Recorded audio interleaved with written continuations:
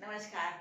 आज पिटार में जो मैं आप लोगों को कुमाऊनी में बोलना सिखाने का प्रयास कर रही हूँ, कितनी सफल हूँ ये तो आप जाने, और या पता नहीं मेरे प्रयास कितने सक्षम हैं।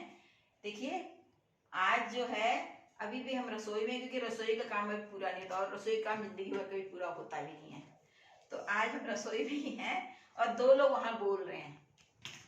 तो रसोई में जो मेन है, जो रसोई संभाले रहती हैं, घर की जो गृह लक्ष्मी है, वो अपने रसोई में लगी पड़ी हैं, कहीं पर सफाई भी कर रही है, क्योंकि रसोई जो है एक मल्टीटास्कर काम है।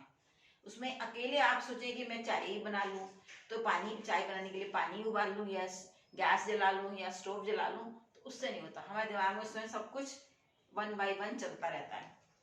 तो हम रसोई में पहुँच गए हैं और रसोई में खाना बनने, चाय बन चुकी है और चाय सर्व हो रही है।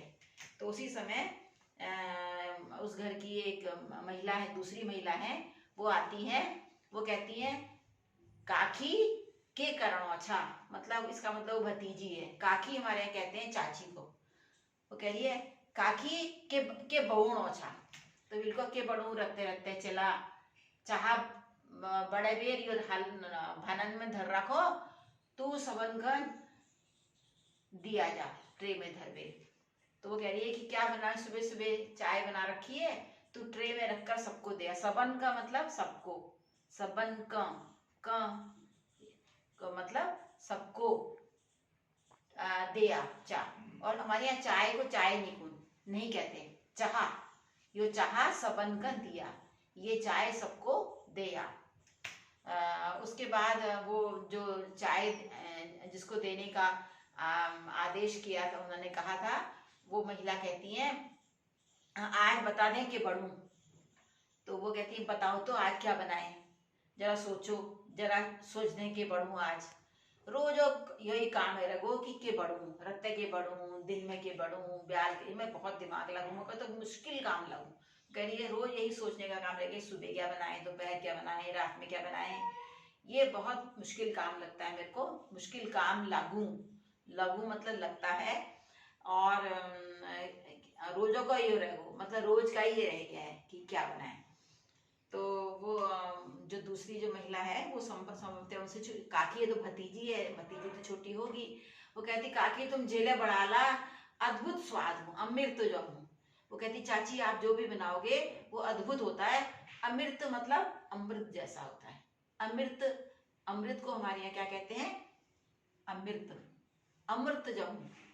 तो ले तू तो मेरे मका इसके वो करना है, बन्नत करना है। वो कहती है ले तू तो मेरी ऐसे ही बन्नत माने बढ़ाई कर रही है, मेरी तारीफ कर रही है। चल पे तू इल मका कही हेलो के ले बड़ो पे खे लिया। हाँ, वो कहती चलो ठीक है, तुमने कह दिया और खा लेना आप जो भी बनाए। खे लिया, खा लेना। ख में ह का हल्की सी साउंड आ रही है, खे, खे लिया। तो इस प्रकार से ये जो वो होता है पहाड़ कुमाऊनी में, उसमें ह की साउंड अक्सर छू ह ये चीज बहुत आती है। तो फिर वो कहती है कि मैं सोचनी हूँ आज पिहल वेल दाल, भात, रोट और बड़ी साग बड़ू, काकड़े बड़े बड़ू। तो वो कहती ओई जा तू बड़ी खाना, अब्बा मेरी बहुत दिन बड़ी बड़ी साग नहीं खरा। तो कहती है पहली वाली ने जब कहा ना कि आज पीली वाली दाल, भात, भात माने चावल, जैसे पके हुए को भात कहते हैं, और छिलका सहित को धान कहते हैं, और छिलका उतार के चावल हो जाता है, और वो जब पकाया जाता है तो भात हो जाता है। ये 3 श्रेणियां, स्तर होते हैं। और दाल, पीली वाली दाल जैसे अरहर, मल्क, मूंग मिल के जो पीले रंग का, हल्दी हल्दी डाल के, नमक डाल के पीले रंग की दाल, और बड़ी साग, बड़ी मतलब बड़ी बड़ी की सब्जी, और ये सब बनाएंगे, और रोटी बनाएंगे, और सब्जी, चटनी बनाएंगे। खट्टे, मतलब हमारे चटनी को चटनी नहीं कहते, खट्टे कहते हैं। क्या कहते हैं, खट्टे। और खट्टे हमारे कई प्रकार की होती है, एक श्रृंखला में मैंने बताया था, कभी मैं आपको यहाँ भी खड़े होकर दोबारा आपकी पुनरावृत्ति कराऊंगी। तो इस प्रकार से वो कहती और रे पढ़ी पूजा बहुत दिन बटी निखरा, मतलब कहती है ओ माँ, जैसे हमारे कहते हैं ना हिंदी में ओ माँ, तो हमारे यहाँ ओइजा कहते हैं, ओइजा बहुत दिन से नहीं खाया है। तो उसके बाद वो तो चाय देने चली जाती है, फिर ये अपना रसोई में चूल्हे के ऊपर दाल चढ़ाती हैं, एक में और एक कढ़ाई रखती हैं, कढ़ाई में बढ़िया भूनना शुरू कर देती हैं। तो उसी समय उनके पति अंदर आते हैं, कहते हैं ओह हाँ बड़ी सुनैन सुनैन खुशबू है। वो कहती बड़ी सुनैन सुनैन। हमारे कहते हैं जब आटा भुना जाता है ना, बढ़िया तली जाती है, फिर आटा उसमें डाल के भुना जाता है तो एक बहुत अच्छी सी सुगंध आती है, जैसे हलवा भूनने की आती है। कहते सुनैन सुनैन बस खुशबू है के बहुणे छे, क्या बना रही हो, के बहुणे छे मतलब क्या बना रही है हो। के बड़ा अगर कहेंगे तो तुमने क्या बनाया, के बहुणे छे क्या बना रही हो, के बड़ाली क्या बनाओगी, के बड़ाली क्या बनाओगी।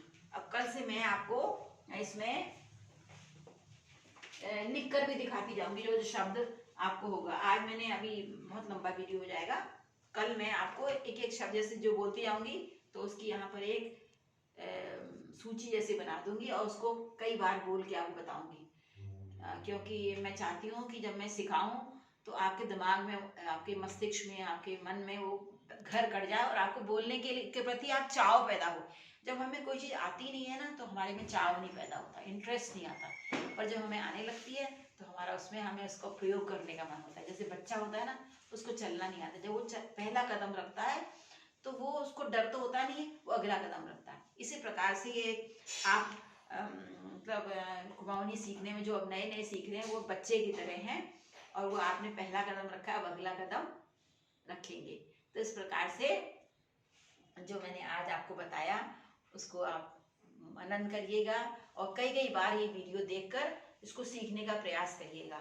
और इसमें हम सबकी भलाई, आपको पता है ना हमारा उद्देश्य क्या है कि हमारी कुमाऊनी भाषा जो है उसको केवल बोली मारकर बोली न कहा जाए। जो भी हर भाषा शुरुआत में बोली होती है, जब वो लिखने शुरू हो जाती है तो वो भाषा बन जाती है। और वो हम चाहते हैं हमारे देश के संविधान की 8वीं सूची में, अनुसूची में उसको शुमार होना चाहिए, उसमें शामिल होना चाहिए।